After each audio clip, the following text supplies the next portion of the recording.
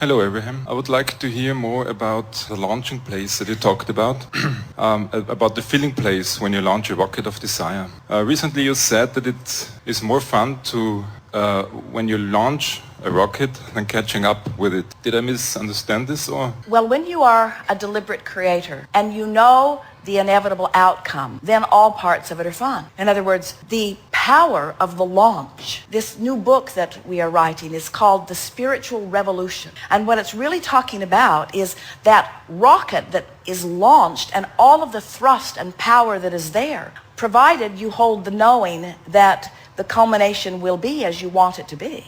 In other words, there are a lot of people who launch rockets from their knowing what they don't want, who in the moment aren't in a place of positive expectation, so they're not having fun in that part of the launch. But deliberate creators do. Yes, but the point is I've got a new idea and it feels very good. I feel frisky. It's a wonderful thing to do, and then what happens often is that reality comes in mind. Well, but here's the thing. So if you have a new idea, and the new idea is based upon what you do not want. In other words, let's say you know what you don't want, and that's what helped you launch the idea. But you have quite a bit active within you about what you don't want. You don't want to have that, but it's what is. It's what you've been aware of. It's what the facts are. It's what the details of life have shown to you. So the details of it, the facts of it, the construction of it is rather vivid in your experience. So you launch a rocket which puts a vivid, oh, we're not kidding you, because you've been launching rockets and amending and amending and amending and amending. So you have created a very detailed desire that's over there in your vortex. But you are still observing what is, if you're like most people. So then you begin the deconstruction process that we've talked about. You don't try to talk about the details of what you want, because every time you do, it reminds you of the facts of what is. So you try to deconstruct this. You try to shake yourself loose from this. You try to get general. You talk about the goodness that it would be for the world, or the fun that it would be, or how wouldn't it be nice if. In other words, you get as soft as you can about it. And the softer you are about it, especially in those early stages, the more your vibration will raise. The more the absence of resistance will allow your frequency to raise. Well, your frequency will get to a certain vibrational point where it will now match what's going over here in this vortex. And now these ideas will begin to come into form and into shape. And the specifics of what you're wanting will begin to take place. You see how it works? Yeah. It's like, imagine that, just for sake of imagery, that what you don't want is a vibrational frequency that if you could see it by color, it would look like a yellow swirl. And over here in your vortex is and you're yellow and it's blue, and you're yellow and it's blue. But the more you begin to talk about it, the less color is apparent in it. And as your vibration raises, you begin to mix some of what's wanted with where you are, and now you've got this sort of green swirl going on. It's confusion.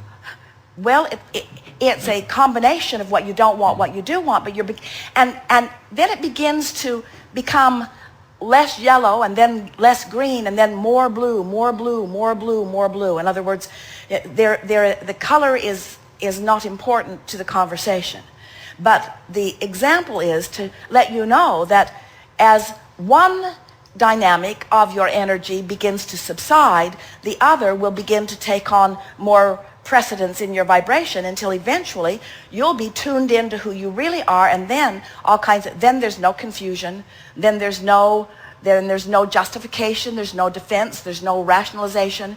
There's just an energy that sweeps you toward others who have been doing the same thing. So now imagine all of these people on this subject all around you who are swirling in this pure blue, and now because you're pure blue, you have access to them. While the people that are all swirling in the problem are all over there swirling in the problem. You get a sense of what we're talking about? If you could see an aerial view of your planet, you would see that law of attraction has put you into your vibrational islands, and you're sort of banging around with those of like minds. But most of you are moving back and forth. That's that confusion. You are right. And we don't want this to be a color thing that you see. We want this to be an emotion that you begin to read. We want you to know that defensiveness means you're in the wrong color. And hopefulness means you're sort of moving over there. And excitement means you're really on the way. And knowing means you're over there. And we don't expect you to stay over there and knowing all the time, but we do expect you to know the difference between that feeling of knowing and that feeling of doubt. And so when the feeling of doubt comes, you want to start playing it down, deconstruct it. Don't add emphasis to your doubt. Don't stand in determined readiness to speak for your fail. Don't argue for your limitations. Deconstruct, deconstruct, deconstruct. Your debate partners are going to find you boring at first, as they're used to you offering a fight of defensiveness. But as you begin to recognize that that defensiveness only holds you vibrationally out of vibrational alignment with what you are wanting, then you reach the place where you crave knowledge, you crave knowing. Doubt you shy away from, just like the beasts of your planet will shy away from someone in fear. Helpful? Yeah, that's good. Fine. Thank you.